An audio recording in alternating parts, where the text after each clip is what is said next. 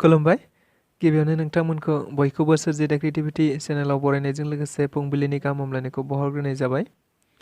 दिनैनि माखासे निउस आपडेटफोरखौ नोंथांमोननि सिगाङाव फोरमायथिना होनो आवगायनाय जालायबाय। नोंथांमोनहा भिडिअखौ नायनानै मोजां मोनोब्ला लाइक खालामगोन होनना आसा खालामबाय। लोगोसे इउटिउब चेनेलखौ दाबो साबस्क्राइब खालामाखैबा साबस्क्राइब खालामनानै लानो थाखाय गुरै खावलायनाय जाबाय।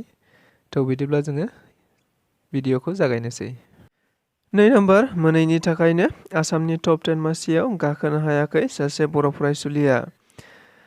देग्लाय 2023 मायथाइनि मेट्रिक आनजादाव गोबां बेले-बेजेजों जानानै थांदोंब्लाबो मैया 22 मे खालि फिथाइखौ फोसावनानै होनाय जाबाय। बेबायदिनो बोसोरफ्रोमबो आसाम सरकारनिफ्राय बांसिन नाम्बार मोननाय फरायसाफोरखौ टप 10 सायख'नानै बेसेन नाङै फोरोंथाय होनाय जायो।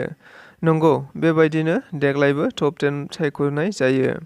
नाथाय दुखुनांथाव, सासे बर' फरायसायाबो 2 नाम्बारनि थाखायनो टप 10 मासिखौ आवग्रिनो हानाय जायासै। मिथिनाय बायदिब्ला बे फरायसानि मुङा सिनायथि बसुमतारी। बिथाङा डायमन्ड इंलिश स्कुलाव फरायोमोन।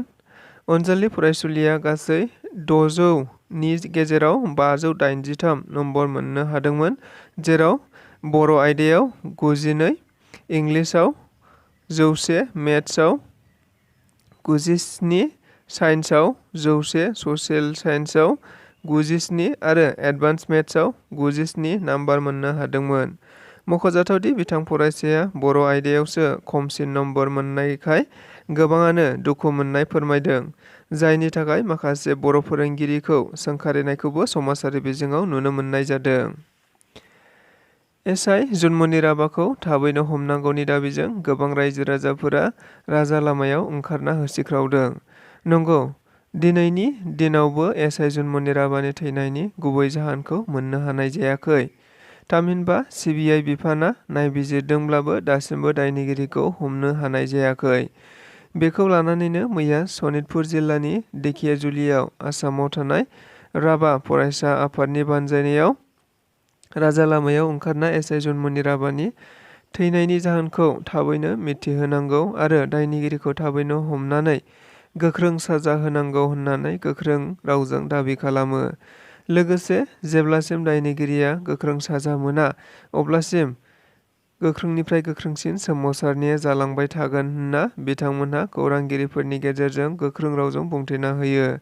मख'जाथावदि बे हाबाफारियाव सनितपुर जिल्ला दुलाराय बर' फरायसा आफादजों लोगोसे गोबां ट्राइबेल आफादफोराबो बे हाबाफारियाव बाहागो लाफादोंमोन होनना मिथिनो मोननाय जादों।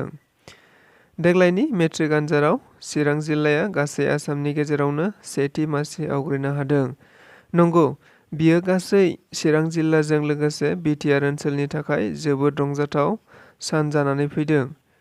गुबुन गुबुन बोसोरफोराव चिरां जिल्लाया पास जानायनि मासियाव गासै आसामनि गेजेरावनो जोबथा सारियावसो थाबाय थायोमोन। नाथाय देग्लाय बेफोर गासैखौबो सिफायजोबना मोनसे गोदान जारिमिन सोरजिदों, जेराव 88.64 जौखोन्दो लानानै आसामनि गेजेरावनो चिरां जिल्लाया सेथि मासिखौ आवग्रिनो हादों होनना मिथिनो मोननाय जादों। मख'जाथावदि बेबायदिनो बिटिआर ओनसोलनि चिरां जिल्लाया बेबायदि मासिखौ मोननो हानायाव बिटिआरनि गाहाय मावफुं सोद्रोमा प्रमद बर'नि सान-हर जिरायनाय गैयै हाबा मावनायनि थाखायनो जादों होनना इउपिपिएलनि गाहाय नेहाथारि राजु नार्जारि बिथाङा प्रमद बर'निसिम आरो साफ्रोम फरायसाफोरनिसिमबो मोनसे खौरांगिरि मेलनि गेजेरजों साबायखर बावहरनाय जायो। मेट्रिकआव उथ्रिसारनो हायैनि थाखायनो सासे फरायसुलिया गावनि जिउखौ फोजोबना लादों। नंगौ, दायो गासै आसामावनो मेट्रिक पास जानाय नखर आरो फरायसाफोराव गोबां रंजाखांनायनि दोहौखौ नुनो मोनबाय थानाय जादों। नाथाय बे रंजानायनि गेजेरावनो मोनसे नखराव दुखुनि मोदै बोहैदों।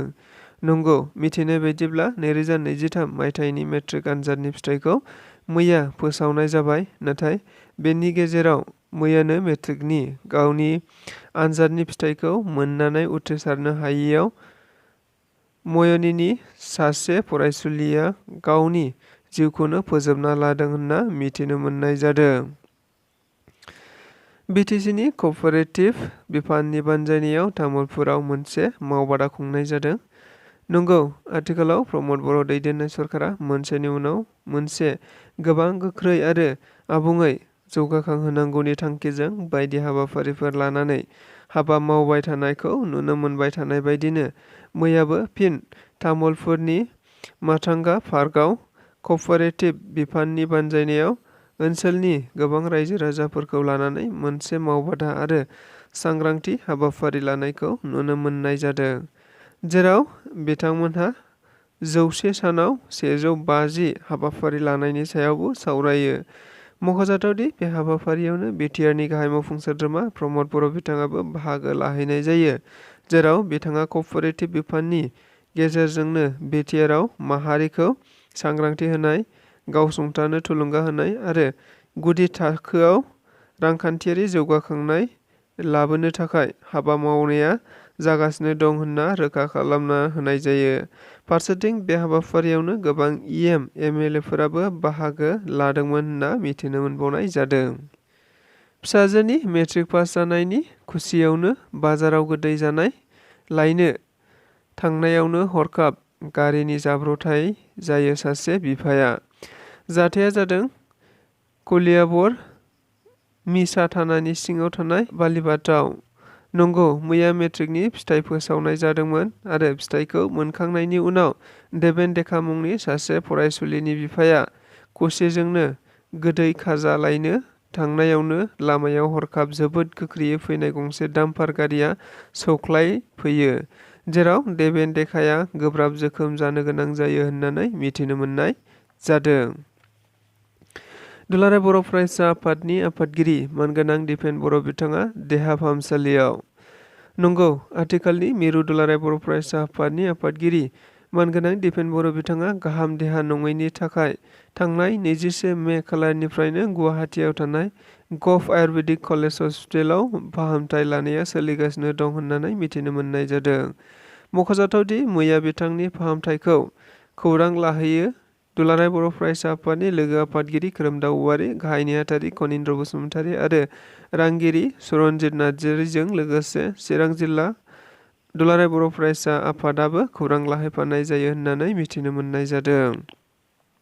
गारिनि फिन जाब्रबथायजों सासे फरायसानि जिउ खहा। जाथाया जादों मैया फुङाव। मिथिनाय बायदिब्ला मैया फुंनि 9:50 रिंगायाव बाक्सा जिल्लानि सिङाव थानाय बरिखान्थ गामिनि फुनेश कुमार आरो सनजिला ब्रह्ममोननि थाखो 10 आव फरायबाय थानाय बरसा कुमार मुंनि फिसाजोआ गावनि फरायसालियाव साइकेलजों थांबाय थानाय समावनो हरखाब गंसे डाम्पार गारिजों सौग्रावना जायगायावनो जिउ गोमानो गोनां जायो होनना मिथिनो मोननाय जादों। मख'जाथावदि आथिखालाव रायजोआव गारिनि जाब्रबथायजों गोबां फरायसाफोरखौनो अबथिरा जिउ खोमानांनायखौ नुनो मोनबाय थानाय जादों, जायनि जाहोनाव लामा सामा जेरावबो गिखांनाया गासै सुबुंफोरनावनो सोमजिखांदों होनना मिथिनो मोननाय जादों। बेजों लोगोसे दिनैनि रादाबा बेखिनियानो। गोजोन्थों।